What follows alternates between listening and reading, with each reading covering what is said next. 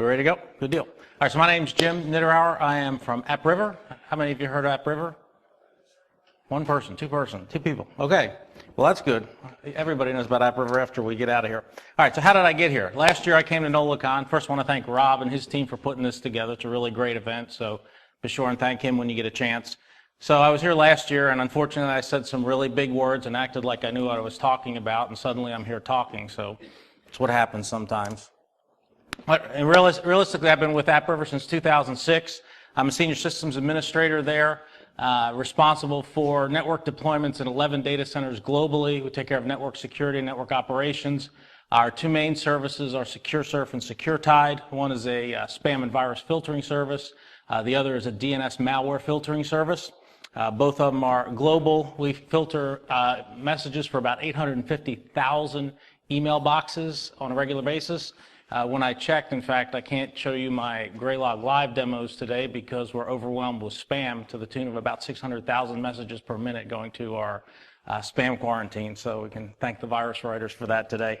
But in any case, I'll do my best to show you some of the live stuff or some of the backlog stuff. I have a degree in microbiology and biochemistry from the University of Alabama. I saw somebody with an Alabama hat. I guess he stepped out, roll tide. And I've gotten into IT and trying to speak more at some of these conferences. This week I'm working on my CISSP certification, so I should have that shortly. So today, what I'm going to do today is lay out what was my challenge when I came to AppRiver. How did that lead me to looking at some of the legacy log analysis tools that are out there in the market? I want to go over some of the new kids on the block, some of the new applications and services that are out there for managing log data. I'm going to put some of those pieces together to show you how I devised a solution to solve some of the problems that I had. We're going to look at some of the common DNS exploits that we dealt with. Now keep in mind we're focusing here on an open DNS resolver, so think Google 8.8.8.8 or OpenDNS. Similar to that, I'm going to show you some real-world examples of how we uncovered some of those attacks. So, start with the basics. I came to AppRiver. We had just had a rollout of our SecureSurf service that failed. I wasn't on that team, wasn't involved in that. We worked with McAfee and Trusted Source on that. It didn't work out too well for us, so we decided to roll our own. Problem was the guys on our networking team did not know how to secure DNS. We had to have open resolvers that anybody could use because our customers, they travel, they go to coffee shops, do whatever. They need to be able to access our DNS. So my goal was I had to have an open DNS resolver. It had to be resilient, had to be globally redundant, had to be fast, like Google fast, and it had to be quick to secure and enhance if we came across any problems. So, an aside, I had this thrown in my lap thinking of it brought to mind a story. So we're in New Orleans. I figured I'd tell you a little story about a company that's not too far from here, the Tabasco company. They're located in Avery Island. They're a little bit to the west of New Orleans. Their main product for many, many years was just Tabasco sauce, only one kind of sauce. In the late 90s, early 2000s, they started to run into some marketing issues. Their market share went away because just like craft beer, craft hot sauces came out on the market and their market share dropped. CEO of the company spent all kinds of money, did all kinds of market surveys, hired consultants, did all of this stuff to try and figure out how to increase his market share. Couldn't figure it out for the life of him. One day a factory worker walks up, knocks on the door. Mr. CEO, I have a good idea for you. Anybody want to know what that idea is? Anybody guess? He says, sir, why don't you just make the hole in the bottle a little bit bigger? People still make 4 or 5 shakes on their omelet, on their sandwich, whatever. We'll sell more hot sauce and your problem's solved. So the moral of the story is with difficult problems, there's usually a simple solution. So that was what I was kind of applying when I went through thinking, how can I solve this problem with DNS? And I started with the logs. I figured if we can see what's going on, not so much at the DNS level, at the application level, but at the network level, we would be able to protect our environment. So in our system, obviously you have logs. You can log event logs, system logs on your Linux boxes. You can turn on Microsoft AD DNS log. Log data is pretty much everywhere. The problem is when you need the logs, it's usually you're under fire, there's an emergency, right? Everybody's calling, hey, the internet's down, it's not working, you're trying to figure out what's going on in your logs. Well, your log data is just data. It's just rows and rows of information that doesn't make any sense. So the problem with log data is the log analysis tools are pretty limited. There's a lot of good ones out there that you can use to aggregate your logs. You can use Kiwi. That used to be an open source solution that was bought by SolarWinds. So if you ever get any marketing information or sign up for any of SolarWinds free products, be prepared to turn on your spam filter because they will spam the hell out of you. You could use syslog ng, you could use any of these other things. PRTG also ingests syslog data and will present it in a web interface for you. The problem with all of this data is it's just syslog data, right? It's rows of information in syslog format. It really doesn't give you too much ability to query and create reports from that data to see what's going on, that give you information that really matters. The other problem with some of these is they're either cheap, they're free, or they're really expensive. We contacted Splunk a few years ago to see what they would charge us to do just a portion of our logging, and it was to the tune of $50,000 or $60,000 a month. So we quickly and politely said, no thanks. So a lot of these tools, sorry about that, a lot of these tools vary in complexity. A lot of them have different support levels. A lot of them are either very easy to use and don't give you much information, or they're very complex and require a lot of training to make them work. Common denominator is they lack flexibility, right? So if you want to be able to get the information out, you got to be able to adjust how that information is presented. And these logging solutions now don't really present that kind of information. So what we did is we looked at some different ways to process logs and kind of broke it up into bits and pieces. And one of the things that came out at the same time that we were looking at all this was the ELK stack, right? This was just getting started. So that includes Kibana and Logstash and Elasticsearch and a few other components. And that's a good foundation. That's kind of what we built our solution around, but we changed it up a little bit. What we decided to do is figure out how to gather our log data from incoming queries for our DNS requests. So, an aside, the way our network works is we have globally distributed DNS servers around the world. All of those VIPs have basically the same IP address, just like Google, different IP address. All of the requests come in and we log those requests at the network layer. So we're able to see who's making requests in real time. The other thing we do is we actually log AD DNS logs from the internal side, so we can compare those two, and I'll show you how we do that later. The one problem we ran into is how do we format that data, right? We don't want just syslog data because it's pretty meaningless and it's pretty hard to mine if you've looked at it. It takes a whole lot of time to deal with. So what we ended up doing is we ended up shipping these logs in real time. And I will tell you we use F5 load balancers on our front end, so we were able to use TCL to write some iRules that would take this data and distribute it, and GrayLog has the ability to do remote log, or not GrayLog, F5 has the ability to do remote logging, so we were able to ship those logs to a central log ingestion cluster. And the other thing we wanted to do is be able to index and visualize the data. So gathering logs, there wasn't anything magical about us gathering these logs. We knew where the data was, we knew what format it was in. The problem was we needed to convert it from the format that it was saved into something that we could use. Well, GrayLog, I don't know how many of you are familiar with it, but it has a formatting capability that you can use that's called GELF. I'm going to go over what that is here in a little bit. So the formatting of your logs can be done at multiple locations in the chain of where you're collecting this information. The data can be formatted as you write it out to disk, wherever you're storing your logs. It can be formatted as you're shipping the logs, so you can read existing log data, change the format, and ship it that way. Or you can ship the log data and ingest it on the input side and format it before it's indexed in your indexing solution. In this case, it would be Elasticsearch. So we decided and tested this GELF log shipping packet. And if you look at what is GELF, it's not a GNOME similar to a Smurf. It's a method for shipping log data in a JSON packet. So this is really interesting because it has, you can use it and send it directly to REST APIs and ingest that data that way if you want to, or you can send it to GrayLog or any other input system that will take in that data in that format. The nice thing is GELF has several fields that are defined by the standard that are built into the JSON packet, and the nice thing is then you can go and you can add into that your own fields. So you can devise and make your log data fit the format for the data that you want to mine later on. Nice, and there's also a bunch of GELF programming libraries for just about any language that's out there. So how do we get those logs I'm getting a little feedback over here. How do we get those logs from our log source to our log input? Well, on our servers that are basically Windows or Linux servers, we use XLog. There's a community edition, there's a paid edition. The free edition works very well. It's basically a log router. You point it to the directory where your log files are, it will tail those logs in real time, grab those logs, and then send them to some remote location. And the nice thing is it has some built-in formatting capabilities. You can use Logstash, that's part of the Elk stack.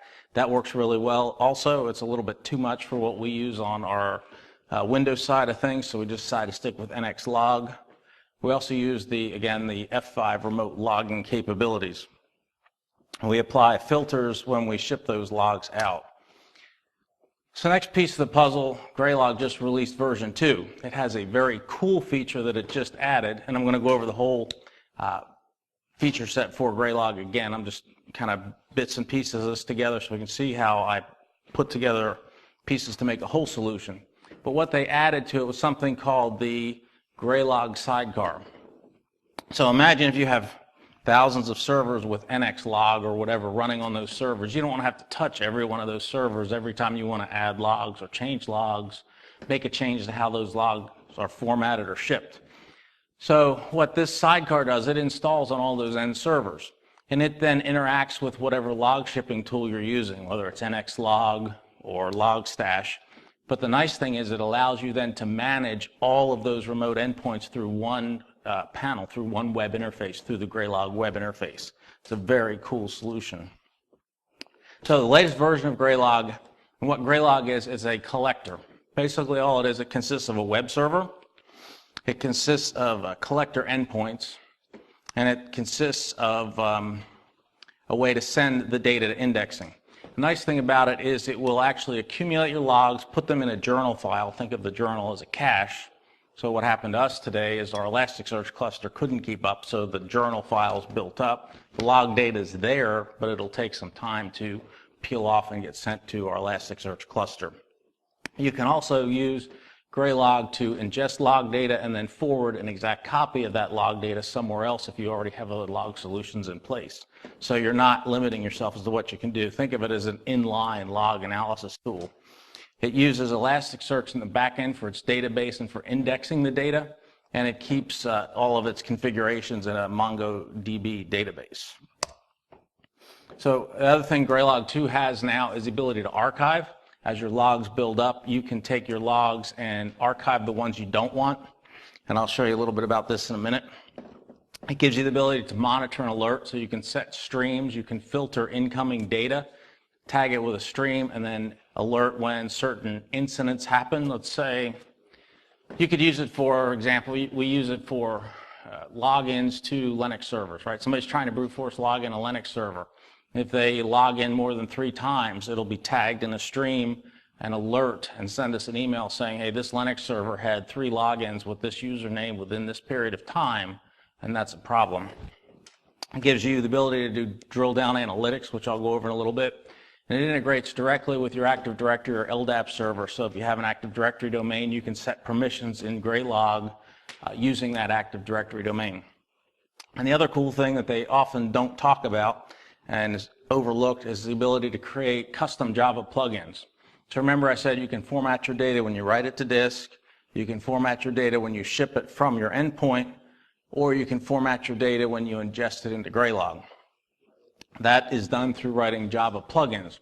Those Java plugins create an input, they ingest the data, they take the format of that data and format it into a GELF packet that's then injected into your Elasticsearch so later you can go and look at that data. And we're going to look at an example of that here in a minute. So Elasticsearch is the indexing backend for GrayLog. Right now it's at version 2.3.2. I think the one that they're working on for beta is 5. Don't ask me how they go from 2.3.2 to 5, but that's their deal, not mine. One thing I will tell you, if you use GrayLog 1, version 1, you have to use Elasticsearch version 1, whatever, version 1.7 I think was the latest. If you're going to GrayLog 2, you can use Elasticsearch version 2. They are not interchangeable. So if you do have a GrayLog cluster up and working and you want to upgrade, you're going to have to upgrade GrayLog and your Elasticsearch at the same time. So Elasticsearch is basically a clustered indexing. You can put as many nodes out there as you want. It's very fast. It's very redundant. It is kind of a pain to get set up, but once you get it set up, it works very well. The nice thing about ingesting your data with GrayLog is you can then go and use the GrayLog web interface and use its functionality to do log analysis. And you can also use those same indexes from Elasticsearch to, for example, use Kibana and create more customized dashboards to look into that data in real time. And it's the same set of data. You're not duplicating your data in any way. So both of these support a simple query format. I'm going to give you some examples of this later on. You can create dashboards and save those dashboards. Those dashboards can be displayed on screens. They update in real time. You can set filtering on different streams. You can do a whole bunch of different things that you would never be able to do with some of the older logging tools. So how did we use this? What we ended up looking at, the biggest problem we had were DNS amplification attacks. Everybody know what these are? No? Okay, I'll go over them very quickly. So if you want to take somebody down, DDoS your neighbor, figure out what their IP address is, start sending DNS packets out to a bunch of open DNS servers, but spoof the IP and put their IP address in it. So you can use about a megabit of bandwidth and send a small query, usually about 50 kilobytes, to a DNS server. Except you ask that DNS server for an any query, a text query, an RR-SIG record. So that ends up coming back maximum size 4096 bytes. If you look at the ratio, you're getting an amplification of up to 80 times on that data. So a 1 meg internet connection can DDoS somebody at 80 megs, right? So now imagine 10,000 servers doing that to your buddy next door or to Microsoft. This happened to Microsoft a year and a half ago, right when they were about to release the Xbox. And then it also happened to another well-known publication that made an announcement last year. They decided that they were going to, what's the word shall I say, pare down the amount of exposure of their models in their magazine. The next day, they were DDoSed for about 8 hours in the afternoon. Anybody that had Ultra DNS that day was out of luck. They couldn't use any of their services. So, in our case, because we're an open DNS resolver, we become the middleman in these kinds of attacks. So people will use specific domain names. They'll hit our server, spoof the target IP, and try and have us send data back to them. So we would end up participating in those. The problem with those is they come in at the rate of, they could be 100,000 a second, right? So they eat up our resources, and they also cause other people to start blocking us. And when I get through here, what we ended up doing is we ended up figuring out how to create some dashboards, and I can't show you this, can't see it real well on the screen, but I'll bring up the live web interface for it. And we're able to tag through searches queries that are coming in from all of our endpoint VIPs. And the minute that somebody starts trying to do any queries, text queries, any of those large queries that shouldn't be happening, we see them because they're anomalies, right? They're happening at a frequency that's way greater than what they should be happening normally.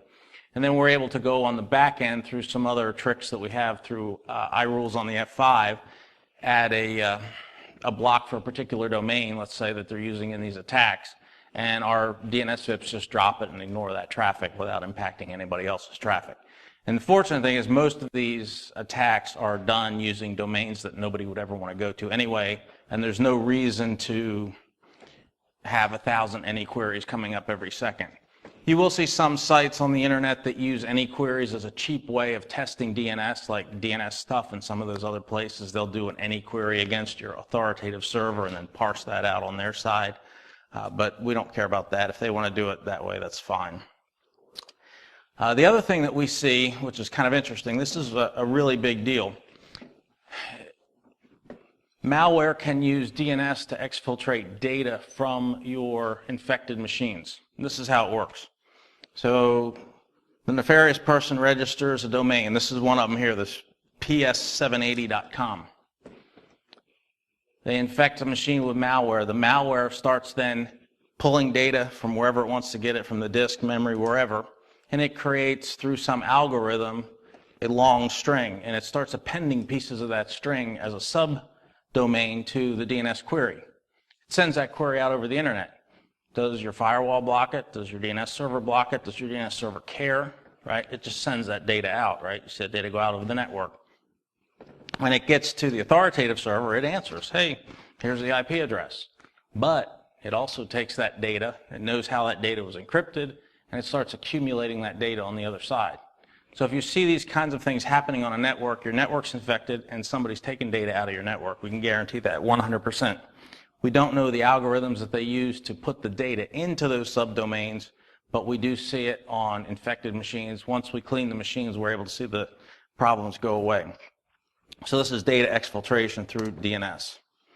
The other things that we're able to see are botnet command and control calls. When machines are infected, and one of the big ones, if you have browser plugins, it's called epicunitscan.info. If you see that DNS query on your network anywhere, you have an infected machine, one or more on your networks, and you need to get it off of there. That's just one of many, but this is an example I'm using. That particular botnet domain is a rental. You can go find it. You can rent time on that botnet network. It's a browser plugin that's installed into Chrome. I think there's one for Firefox, and I know there's one for Internet Explorer and Edge. It installs. Somebody rents time on that botnet network. That thing just sits there, and every time the browser opens, every hour it phones home, looks for a new command. If a new DNS command comes in with a certain packet on it, it activates that botnet command and control inside the plugin. The plugin goes to some remote site, downloads malware, and infects that machine. Okay? So if you see these kinds of things on your network, you need to stop them before they become activated. And we're able to see this because our SecureServe product has, because we filter so many email messages, we're able to see every URL in those email messages, and we're able to analyze those URLs for malicious content. So we'll activate those URLs, go out there and see what they do, see what the payload is, analyze that, and if the payload is bad, then we'll put that domain into a block in our DNS, and we'll generate what's called a CTN, or a critical threat notification, to our customers. They'll get that, and then we'll be able to work with them to analyze which machines on their network are compromised. So some other things that you can figure out from looking at your DNS logs, and I'm going to go into some examples here, I hope, in a few minutes. You can find out whether your DNS cache is poisoned. Now, we haven't gone to this step yet, but basically what you would have to do in this case is log DNS query responses from your DNS cache servers, look at those and compare them to known values, right? And anything that would flag as a value that was outside of what it should be, you could look at that and say somebody's trying to poison my DNS cache. Another big one now is DNS lockup. This is new. Many DNS servers are realizing that they cannot take any queries, right? So a way to prevent any queries is when a query comes in on UDP and it's an any query, you can set your DNS server to tell it, I'm not going to answer on UDP. Ask me again on TCP, okay? So you should have port 53 TCP open if you're going to allow any queries. So the remote DNS server will then ask on port 53. Well, the bad guys have figured out that if I ask on port 53, I can create these half-open connections to the DNS server through port 53 on TCP, and if they open enough of those connections, they'll just shut down the DNS server. That's called DNS lockup. You can look at DNS hijacking because you can actually see outbound DNS requests to see whether they're going to the right location. And I will tell you that if you are forwarding DNS requests to your ISP, you're not doing what you need to do. If you have an AD server or any cache server on your network, where should you forward it? Anybody want to guess? The root servers. The root servers and the root servers only, right? Never trust your ISP, never trust an upstream company unless it's a security company like us, OpenDNS, Google, somebody that's well known that you can trust. You can't trust your ISP's DNS server. You don't know who else is on that, so you need to make sure that you're sending your queries from your servers to the root or to a known good source. One of the other things that you can grab in DNS logs is you can look at domain bit flipping.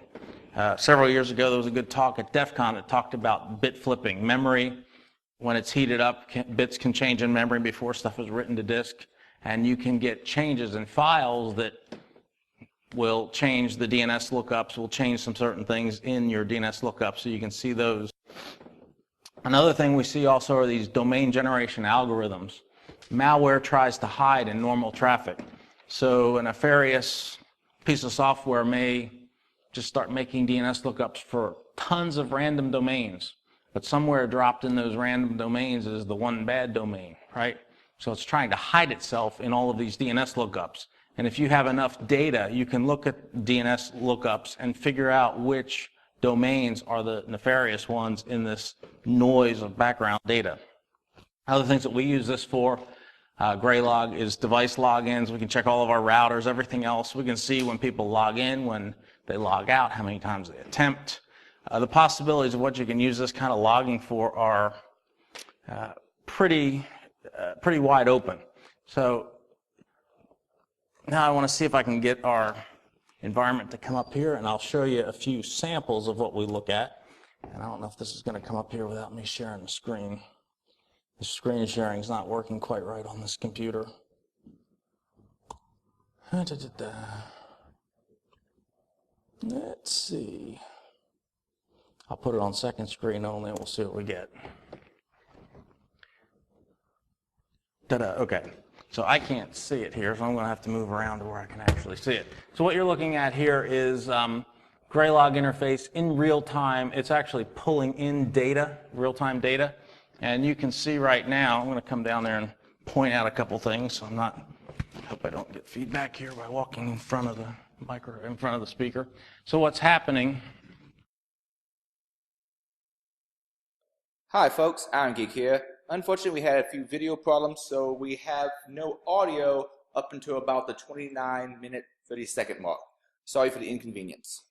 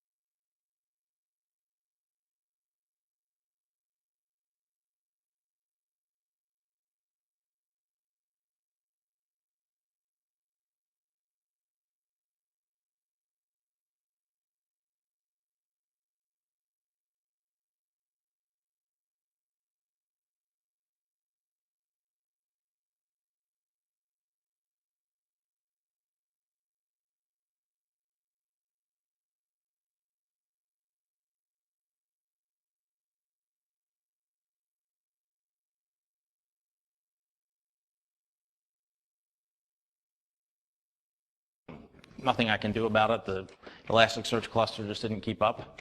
But that's what we have used it for. I know I didn't give you really a whole lot of detail, but hopefully with a little bit of creative thinking, you can start to use this in ways that will help your network. one of the problems, one of the things we talked about in a class this week, the CISSP class, is if somebody compromises your machine and your logs are all on that machine, what's the last thing they're going to do? They're going to cover their tracks, right? So if your logs are not being shipped in real time from those machines to something like this, how do you know what happened, right? You have no integrity of your data. You don't know what happened. So this kind of solution can be really, really powerful for a multitude of things. It's not just looking at DNS traffic, okay? But it does give you some insight into how we used it to solve a few problems on our side. So any other questions? I know I'm a little bit early, but yes, sir. Have you had any success with detecting deepening malware, like every minute, every 10 minutes, hour, stuff like that?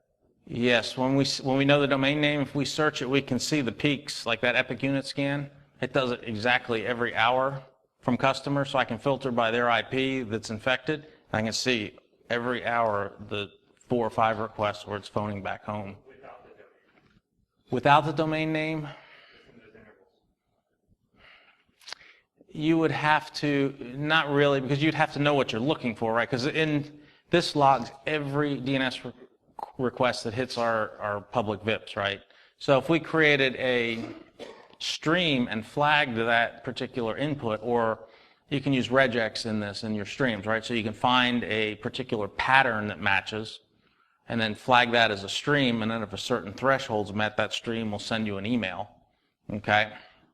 You can do that sort of thing with it. I don't know if I'm answering your question 100%. Any other question? Yes, sir. Do you manage clients' email exchanges as well? If it's that, like, you can tie your SPF record to their DNS, so that's another data point for you, right? Yeah, for our customers, we host their email. We manage their MX records for them, so they don't have to worry about that. We just tell them what to set them to, and then they're managed behind the scenes, so we can rotate them around to any server in our cluster without them knowing it. So do you play around with, like, for example, the reporting side of who's trying to email on their behalf, and then you kind of get that? We haven't done that yet because the email volume is 10,000 times higher than this, so we haven't built the infrastructure out to do that. That's our next phase. That's what we're working on right now, so that when somebody calls our support for email, we can go through and use GrayLog, and it analyzes all the email across all of our incoming servers, and we say, oh, we saw this email from so-and-so to your domain at such and such a time, and it's lightning fast. It's just a matter of how much hardware you throw at it to make it work. We just haven't grown it enough yet to do that. But you know, based on today, I would blow this thing up in 5 minutes with the amount of email that we get. Any other questions? So I'll be around later. I appreciate your time. I know we're a little bit early, but I'd rather be a little early than go over. So thank you for your time. Thanks for coming out.